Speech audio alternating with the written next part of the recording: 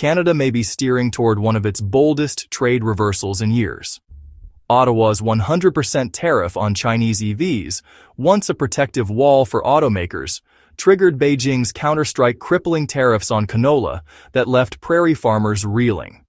Now the rhetoric is shifting. Prime Minister Mark Carney signals flexibility. Foreign Minister Mélanie Joly admits the policy is under review and both farmers and automakers demand clarity. The stakes span crops, cars, and Canada's economic future. Buckle up. The developments ahead could change everything. 1. How the standoff began. EV tariffs and farm blowback. How the standoff began. EV tariffs and farm blowback. In October 2024, Canada took a bold gamble, a 100% tariff on Chinese-made electric vehicles.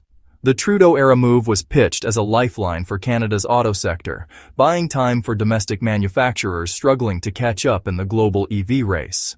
Policymakers argued that China's meteoric rise was fueled less by competition than by heavy subsidies, threatening to swamp Canadian factories before they could gain traction. But trade wars always strike back. Within months, Beijing retaliated with punishing duties on Canadian agriculture. Canola, peas, and other exports were hit hard, especially canola seeds slammed with a 75.8% tariff. It was a calculated strike at Saskatchewan and the Prairie provinces, where farmers rely on China as a critical market. What began as a protective wall for cars quickly morphed into a two-front economic fight, defending automakers on one side and farmers on the other. Canada learned the hard way in trade. One industry's shield can become another sacrifice. And as the shockwaves spread, Ottawa itself began showing cracks in its once iron stance. 2. Ottawa's changing tune.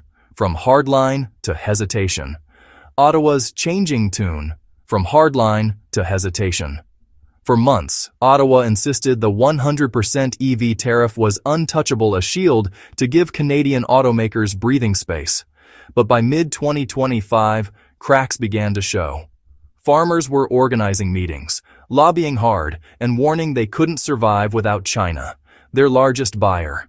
The canola industry alone is worth nearly 43 billion CAD and supports over 200,000 jobs. Figures too big to ignore. The first signs of flexibility came with Saskatchewan Premier Scott Moe's bold trip to Beijing. Initially criticized, it later earned public thanks from Prime Minister Mark Carney, a nod that Moe's outreach could open doors. Soon after, Foreign Minister Mélanie Joly carefully admitted the policy was under review, floating diversification from Japan, South Korea, and Europe. Agriculture Minister Heath MacDonald was even more direct. The tariff itself was on the table. Together, these signals marked a sharp shift. Ottawa was no longer projecting rigid defiance. It was pivoting toward pragmatic adjustment, recognizing that farmers and consumers alike needed relief. And while politics shifted in Ottawa, the auto sector itself was buckling under unintended consequences. Before we delve deeper, do us a favor and smash that like and subscribe button. This helps us reach more auto enthusiasts just like you. 3. EV market fallout. Policies that backfired. EV market fallout. Policies that backfired. While canola farmers bore the brunt of retaliation, Canada's auto sector was also feeling the squeeze. The 100% tariff meant to defend automakers was instead weakening the EV market. By mid-2025, sales had plunged nearly 40% year over year, dropping from over 18% of new registrations to just 8.6% in the second quarter. Consumers faced higher prices and shrinking incentives. Most premium EVs exceeded the federal rebate cap while provinces pulled back. British Columbia scrapped its program entirely in May, and Quebec narrowly kept its own after public backlash. With few affordable models, available buyers walked away. Chinese EVs, known for cost-effective tech-rich designs, might have filled the gap, but the tariff priced them out. The result was fewer choices, declining adoption, and faltering momentum toward electrification targets. Ottawa responded by shelving its 2026 zero-emission sales mandate and rolling out relief funds for struggling automakers.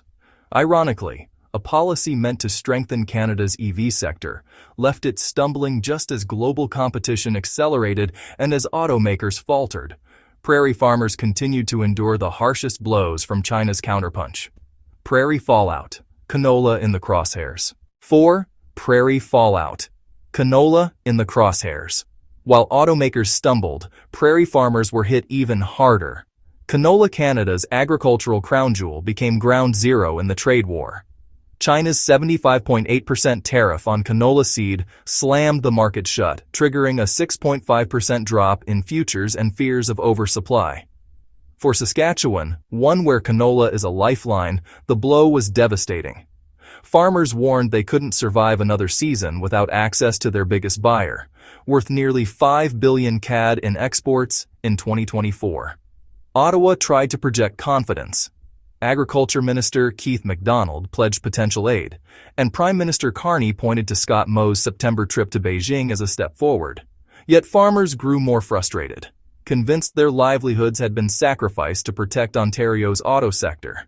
Prairie premiers demanded relief while federal leaders walked a tightrope. Farmers didn't want subsidies. They wanted restored trade. With every passing day, unsold crops piled up, debt grew, and rural communities faced decline. What started as a tariff shield for cars was now crippling Canada's agricultural heartland, and with tensions at a breaking point. Ottawa now faces a crucial decision about where to steer next. 5. What comes next? Options, pitfalls, and possibilities. What comes next? Options, pitfalls, and possibilities. Canada is at a crossroads. Hold firm on the 100% tariff or pivot toward pragmatism. Full removal would immediately ease tensions, reopening China's vast canola market and reviving farm incomes. It could also unleash affordable Chinese EVs, breathing life into a struggling domestic market.